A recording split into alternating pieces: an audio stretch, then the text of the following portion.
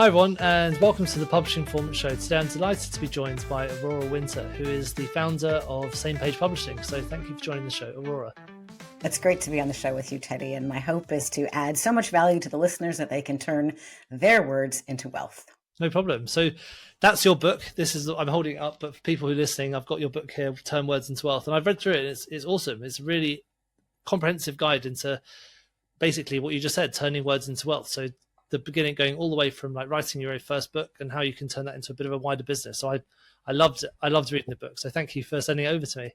Oh, I'm glad that you liked it, Teddy. Yeah. So what's your background and what was the reason why you wrote this book in the first place? Well, my background is as a film and television executive producer, and I'm an award-winning screenwriter. I've loved writing since I was 9. And the reason I wrote Turn Words into Wealth is because more and more my clients and friends were writing books. And then my heart was just torn up because time and time again, they would drop the ball right at the finish line. On average, first-time authors spend 3.5 years writing their book.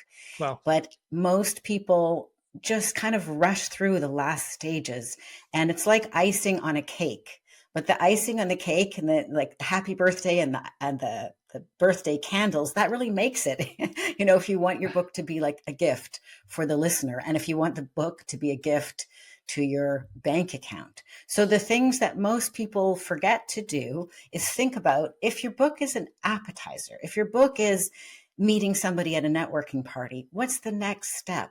If your book is an appetizer, what's the full meal? How could you add more value? What's the next problem that they're going to have immediately after they've gotten all the value from your book?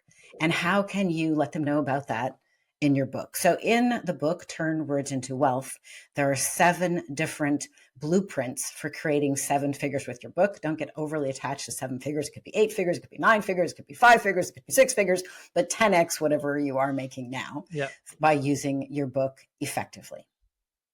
Perfect. And so what are those blueprints? Let's go through them. So the first one you've got talking about attracting clients in the first place. So let's go through some of those blueprints. Yeah, so let's go through some of those blueprints. Well, one of the blueprints is actually in this book, a little book called Marketing Fast Track, the little book that launched a new business. By the way, people can get the ebook of Marketing Fast Track and they can get the ebook of Turn Words into Wealth absolutely for free at turnwordsintowealth.com. But what my experience was, and the little book Marketing Fast Track is an example of, if you want to launch a new business or you want to pivot from your existing consulting business, coaching business, service business as a dentist or whatever you do, why not do a quick little test and see if the market is interested? So I was known as a coach trainer. My small email list, it was 12,000 at that time, knew me as a coach trainer, but more and more people were asking me for help with their marketing and their messaging and writing a book and how could they do that. So I wanted to see if it was just a couple of random people asking me or if there was actually demand. So I was interviewed by the coach at Tony Robbins, who was in charge of training the Tony Robbins coaches. And I asked him if he'd interview me about marketing and messaging instead of about coach training. And he's like, absolutely. I know that you're a successful entrepreneur. And so obviously I choreographed the interview. I gave him the questions to ask me. I had my answers ready. And then I liked the interview. I transcribed it and I turned it into a book basically in the weekend. Then I offered that little book, Marketing Fast Track, to my email list and then followed it up with a series of 5 videos that added more value around what is marketing, what is messaging, what about this book thing anyway, and how could I do that?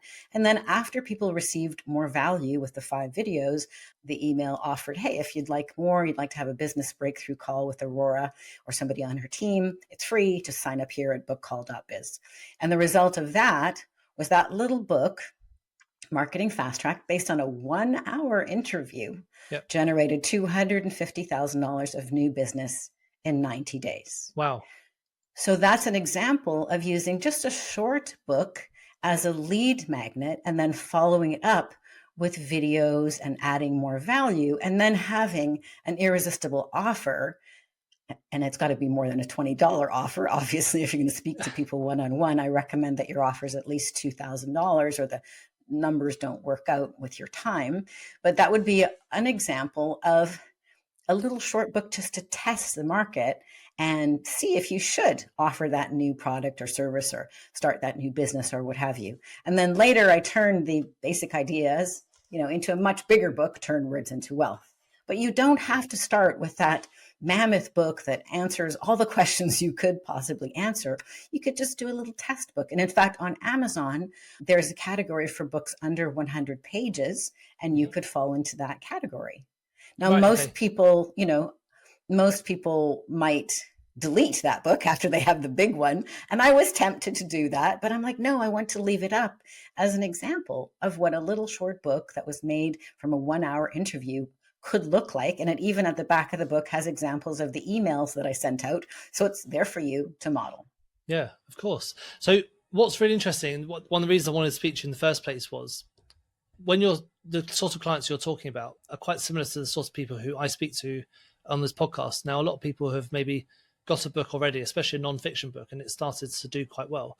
So your book's really about trying to expand that topic they've been talking about and build it into a much wider business. So what are the sorts of people that you see trying to do that? What sort of businesses are they that you see trying to build that more advanced business from their book?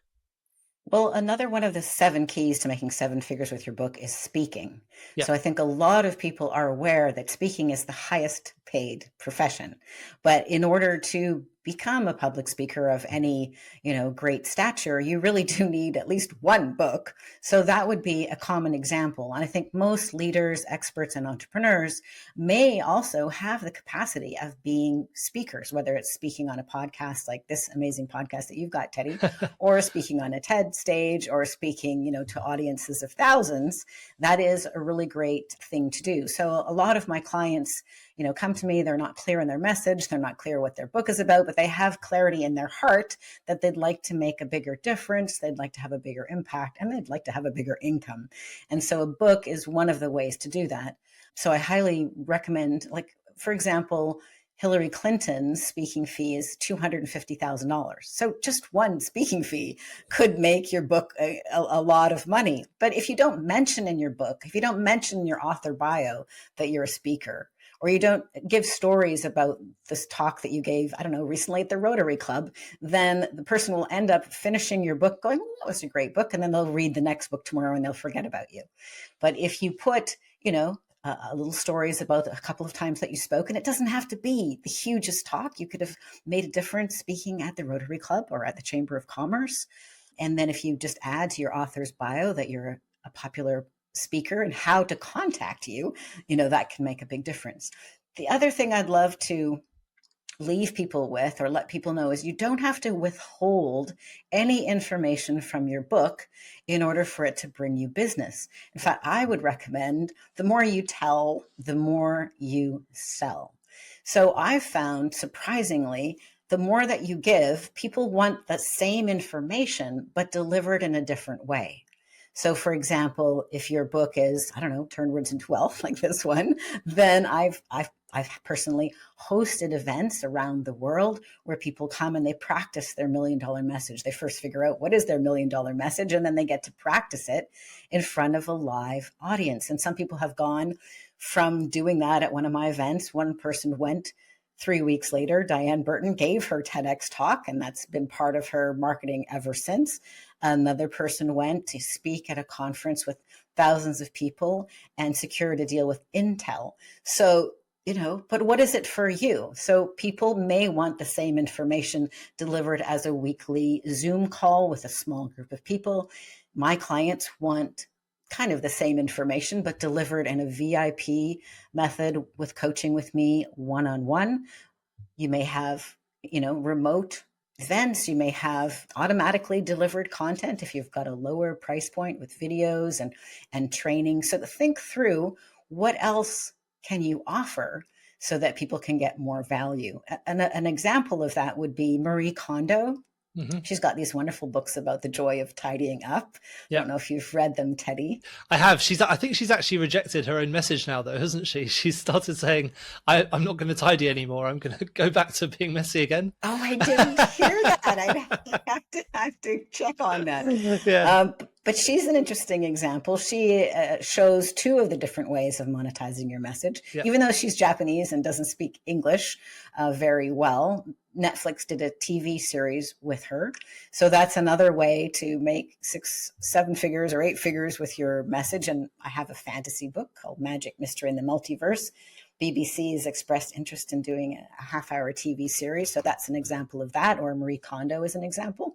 Or another example of how to have $1 million message that makes actually $1 million without selling a single book is to have a training program. So Marie Kondo is an example of that as well. These figures may be slightly wrong, but as memory serves me, I think it's something like $2,000 to become a Marie Kondo certified Joy of Tidying Up coach. And then it's about $500 a year, or was the last time I checked, to maintain that membership. Well, it doesn't take many people enrolled in that, especially with the ongoing plan, to make 7 figures. So, but many people have some kind of knowledge that could be packaged, and other people can either benefit from it and then just take it away, or at the next level is train the trainer. Yeah. No, nice. Now, could you have any case studies or examples of people you've worked with where they've got that message like down and they've been able to turn it into a wider business? Oh, absolutely. So I helped some dentists actually write a book about dentistry. They were already amazing dentists. Janice and Justine Doan are their names, and they've got A+ dentistry in the San Diego, California, Los Angeles, California, USA area. And they were expert dentists, but they were marketing the way that most dentists market, which is, the free exam and et cetera. Yeah. And they were attracting, young people or people who were on a very tight budget who would come in for the free exam and then maybe spend $200. So the average lifetime value of that customer was $200. Or on the other hand, although they were not marketing for this person, somebody could come in who's in their 40s or 50s or 60s who needed extensive work done. And the average value of that person could be $4,000 that year, or maybe $40,000 over the life of the patient. So working with them to understand their business, I have an MBA and I've launched multiple businesses. So working strategically, we decided to write a book about the keys to a healthy smile after 40. So by positioning them as the go-to experts for smiles after 40, they attracted those kind of people. Now, they give their book away. It's not particularly well selling on Amazon, but they give their book away, and it's a great lead magnet. And it makes it easy for happy patients to say, hey, these are my dentists. Here's their book. Maybe you want to go see them, right? So it has increased their referral rate, and it's 10x'd the value of the average patient that they're attracting. And also they've now set themselves apart. Even though English was not their first language, they're actually pretty good at English, but it's not their first language. They became paid public speakers and were hosted on various podcasts. So, and then there are 40 under 40, honored as 40 under 40 dentists in the United States. And they were greeted as celebrities amongst their peers of other dentists because they had a book and they were asked to, autograph their book, and that made them feel very special. So that's another one of the 7 different ways that I've listed in Turn Words into Wealth. And each one has examples from myself or from my clients or from other people so that you can really see how to do it. So the dentist example I just gave you is an example of using a book to attract premium clients. They don't turn away anybody, but by positioning themselves as the go-to expert, and with the title of their book being Keys to a Healthy Smile Over 40, How to Look and Feel 10 Years Younger, they're getting those 40, 50, and 60-year-old clients who are spending $10,000 to $40,000 instead of $200. So that it changes the whole return on their investment. Yeah. A lot of people I speak to who are writing books, they always, especially if they're writing their first book, they often tend to make their book quite broad. But it sounds like what you're saying is that by making it more niche, you can actually start finding your target audience. Like in your example, going for the people over 40, you're really finding your target audience rather than just saying, I'm a dentist. Exactly. So I really advise don't go broad, go narrow. And when you're starting a business or even considering your book, or when you're thinking through how can I add more value? How can I make a bigger difference? What other problems can I solve? If you're writing a nonfiction book, presumably your book is solving a problem, but think through what other problems you can solve or what's the next problem. And then I mean, you've got expertise, Teddy, in advertising on Amazon. If you try to be all things to all people, you will sink like a rock because you're not a dead hit for any one person searching for something particular. But if you're solving a particular problem, the book can take off and then it can even appeal to a wider audience. My first published book was called From Heartbreak to Happiness. It's an intimate diary of healing after my husband died suddenly at the age of 33. I wrote it for one person, one hypothetical person. I filtered that book. It is based on pages from my diary. And I decided, well, if I was going to die tomorrow and my hypothetical best friend's husband just died, what book would I give her as a meaningful gift that would help her along her journey from heartbreak to happiness? And that's how I edited the book. And then I was shocked that it helped people who had lost a career. It helped people whose dog had died. It helped people who were actually in the hospital on their deathbed and grappling with, their end of life issues. I didn't write it for people who'd lost a dog or lost a career or were facing death. I filtered it through the lens of that one avatar. And that made the book more specific, more unique, and more valuable to a wide range of readers. Yeah, that I think going as niche as possible, I think is really important because I think it really helps to get your message down. Now, absolutely. When you're talking about just now, you're talking about how some of the books, maybe they don't sell that well at first, but ideally you want that book to be selling as much as possible. So do you have a particular process that you follow when you're trying to launch the book to make as many sales as possible? Oh yes, I have a whole book launch process that I do with my clients. So most of my clients work with me and to create their book, and then of course they usually would also like my help, with the publishing. And then I don't want to help them with the publishing unless they're also willing to put in a little money into marketing the book appropriately. So here are some steps that anybody can do. When you think your book is done, stop. Don't publish it. Test the title. Test the subtitle. Look on Amazon. You can use Publisher Rocket or Klytics are great resources. See what is selling in the categories that your book might fit in. Sometimes your book is perfectly positioned for a category that is not selling, but with a slight tweak of the content by 10%, you could hit a category that's selling like hotcakes.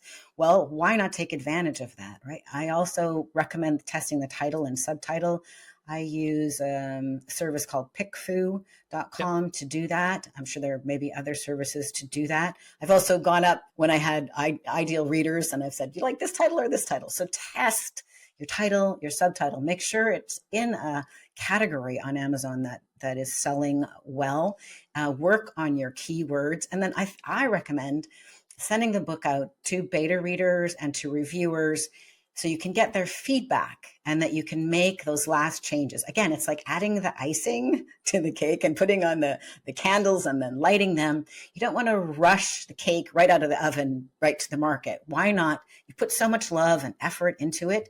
Take a pause and make sure, is there anything else you could do to make the book even better? And test the cover image. Some books the content is so great, but the cover image is so suboptimal.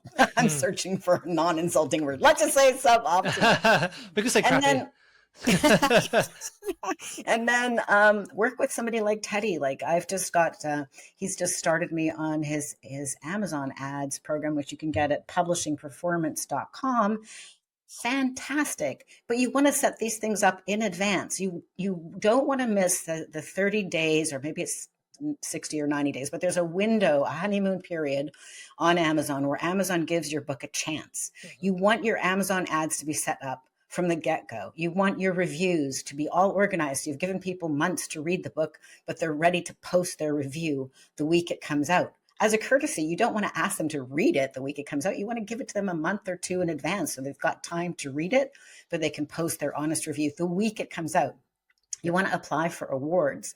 Sometimes it takes maybe 3 months or so to hear back. But if you apply in advance, you could possibly have an award-winning book the day it comes out. So these are the kinds of things I recommend that everybody does. And that's what we do at SamePage Publishing to help people publish, award-winning, best-selling books that make a difference. Yeah, definitely. Now, one of the main parts of your book, or the bit that I found the most interesting when I was reading it, was about the speaking, because that's something that I'm personally interested in. So if you're using a book to try and do more speaking, and part of it was about being a bit more charismatic. So yes, that's obviously something quite difficult. I'm not shy at all about speaking on stage. I'd very happily go up and speak in front of 1,000 people. Not that I'd necessarily be very good, but I'd be very happy to do it. Whereas some people might be a bit shyer. Now, in terms of trying to be more charismatic, what advice would you give to authors who are trying to build up to do more speaking? Well, I think there are two things to consider. One is to practice your message and your stories. Get stories ready so that you have powerful stories that illustrate your points. Research them, practice them in front of the mirror, get them down to the essence, and have them available as a go-to that's available, for you and in the moment. The second thing I'd love to encourage everybody to do is most people freeze, not like Teddy, but most people freeze when speaking in public because they have in their mind's eye, the spotlight is on them. They're thinking like, is there spinach in my teeth? Am I being coherent? Like, am I charismatic? And they're feeling self-conscious. One way to get rid of that is to be really focused on how can I serve? How can I add value? What does the listener need? What does the audience need? This is how I'm showing up in this moment. So I'm really committed to how can I deliver the most value in the least amount of time? But that's one way to be charismatic. So one of the things we always want to be considering is how can we help others? And I think, get in a habit of being a giver. One way you can be a giver is, when you read a book and you like it, take a moment and leave a starred review. Make that a habit.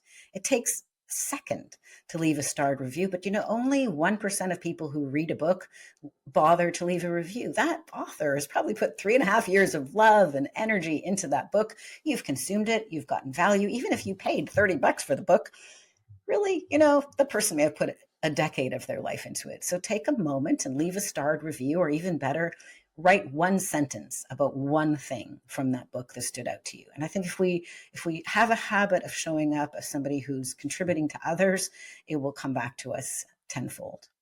I love that, creating stories to try and it really brings to life the stuff that when you hear people talk on stage, when people can give examples of exactly how something's worked or exactly what they're trying to illustrate, I think it really brings it to life and it makes it much more understandable. Exactly. And then for anyone who might be still thinking that independent publishing is for beginners, I want to point out Taylor Swift's recent success. Her best-selling book is independently published. If she had gone with a big publisher, it probably would have cost her $20 million of revenue and profit. Like, she is committed to reaching her fans her way, and she independently published. Or look at David Goggins. He independently published his books, which started with Can't Hurt Me. And his Backend, from what I know, is primarily being a speaker. But he went on 1,000 podcasts, I believe, the first year that Can't Hurt Me came out. And as a result, they sold 1 million copies of his book and 600,000 copies of his audiobook. Now, if he had done that same promotion and if he had been with a publisher, in most cases, that would have cost him about $20 million because he would have given the lion's share of it away to the publisher. So I really am a big fan of independent publishing, especially if you have somebody like Teddy to work with who can help you with your Amazon ads and use AI to make that easy so you can focus on the things that you do best, writing and whatever your business is, and delegate the Amazon ads to Teddy. Then I think that unless you get a 6-figure advance, I think, in my opinion, it's hands down a no-brainer that independent publishing is the way to go. You can create an evergreen bestseller. You can improve your book. I have one of my people that I was working with. Her book came out a couple of years ago. It's won many awards, but she's improving it and adding more value to the book. So you can have the joy of doing that. It's not like the old days where you print 5,000 copies and then your book's remaindered and you're done. Yeah. Independent publishing gives you so many options. I've spoken to quite a few successful authors through this podcast, and I find, yeah, you're right. Self-publishing is really good at first. Then some people think, okay, I'm going to try and get published. But then as they become successful, they kind of get their own deals with publishing houses, which means they're kind of self-published, but just using the publishing houses to print their books. So but the more success you get, you almost go back to self-publishing again. So it shows it is the right path to do, because you're keeping so much more of your income, especially at first. Exactly right. And then if you really lean into the principles in Turn Words into Wealth, if you really lean into any one of those 7 ways to make 7 figures with your book, you don't want the publisher saying, no, you can't mention that offer, or no, you can't have a link to your website, or no, you can't tell them that they can have a business breakthrough call, with you, or whatever is if you're using a book as a lead magnet, you don't want somebody else who has completely different business interests to sabotage you. Now, one thing in the book, because one of the last chapters, it was about continuously improving your business, working with a coach to make sure that you're keeping on the right track. Do you work with a coach in your business to try and keep yourself working forward? Oh, that's a very good question. I do not at the moment work with a coach, although I have been actively considering it. I've been reading some books of some excellent coaches, like Dan Sullivan actually is an excellent coach. He's got Strategic Coach, so he's come to mind, as well as Joe Polish.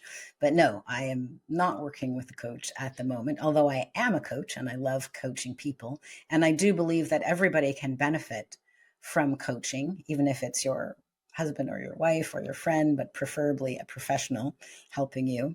Although I actually am investing in a course about dreams, which is quite interesting, with a best-selling author. Her name is Kelly Sullivan Walden. So that's kind of interesting, and she helps people activate their daytime dreams and leverage the hidden messages in their nighttime dreams. So that's fun. Oh, but wow. I think, I love the book The Talent Code by Daniel Coyle, and he points out that talent is not born, it's grown, and one of the 3 ways of growing your talent is to have a coach. The other 2 ways is you got to know what you want and really activate the ignition of desire for what do you want. And then the second thing is deep practice. So deep practice means working at the edge of your capacity, whether you're playing tennis or you're writing a book or you're a public speaker. Push yourself to be right at the edge. Don't throw yourself in the deep end. And then working with a coach or mentor. And the thing that stood out to me from reading The Talent Code, which I've mentioned in my book, Turn Words into Wealth, is you can actually, at any age, build more myelin, and you can increase the speed that your brain responds, or that your physical body responds, from 2 miles an hour to 200 miles an hour. So we can not only 10x, but we can potentially 100x our capability, which is amazing and inspiring. What does working with you look like if you were a coach? So what working with me looks like, people usually read the book Turn Words into Wealth, which again, they can get for free at turnwordsintowealth.com. Then they sign up for a business breakthrough call at bookcall.biz. And then I usually work with people for just 1 month to do basically a mini market feasibility study. So I look at their business, I look at their offers, I look at what they'd like to achieve with their book, and I make sure that it has a high probability of delivering a 10 times return on their investment. And then if it doesn't, then they've just invested for 1 month, and then they can go, I need to go back to the drawing board and think of a completely different book idea. And often they work with me to do that. And then usually people will continue to work with me one-on-one. And what happens is, I call it the spoken author method. Most people can speak with ease about their topic that they're passionate about, or their life experience, or their expertise. And we do podcast-like episodes. So first we structure the book. Maybe we say there's 10 chapters in this book. This is the problem this book solves. This is the ideal reader. This is what the back end looks like, and how this book can make 7 figures or more for this person. And then I would interview them for each chapter. So they get maybe an hour of content. And most people can talk easily 8,000 words an hour, but most people cannot write 8,000 words in a week. Yeah. especially first-time authors. So it just makes it fast and fun. And then my team and I take the transcript from that 1 hour and we polish it up and turn it into a book. But the really cool thing that I really love about the spoken author method is people, either my team or they can take that 1 hour content and slice and dice it into short social media posts. So before the book comes out, they start having hundreds of pieces or thousands of pieces of social media content showing their passion, showing their expertise, revealing their stories, creating buzz about their book, and even filling their business before the book comes out, because the book is only part of their whole business. You don't have to wait for the book to be published to start attracting your ideal clients, for example, people over 40 who need a dentist.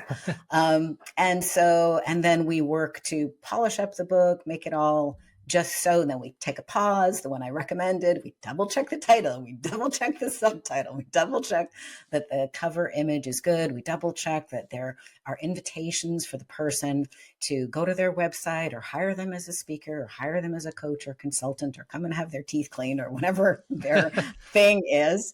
And then I usually recommend a 3-month period between when the author says, book is done, it's perfect, and the publication date. We can even more double down on getting the buzz, getting the promotion, setting up the reviews, setting up the ads, applying for book awards, and then the book's published. And then what usually happens is they love it so much, they want to write another book, and we start on another book. So for example, one of my clients, this is his first book, Confessions of an Accidental Lawyer by Michael Stockham. And now his second book just came out. It's called Jake Fox Ties That Blind. It's another legal thriller. And we're working on 8 more legal thrillers because he loved it so much. Oh, he's actually an example of somebody who completely changed the idea for his book after our first month working together. He initially thought that he would call the book something like The Mirthless Troll. Because he wanted to write, at that time he thought, oh, I'll write a nonfiction book warning other lawyers about how miserable it is to be a lawyer. And then after I spoke to him and I realized, oh my gosh, this guy's got so many interesting stories. He's a litigation attorney.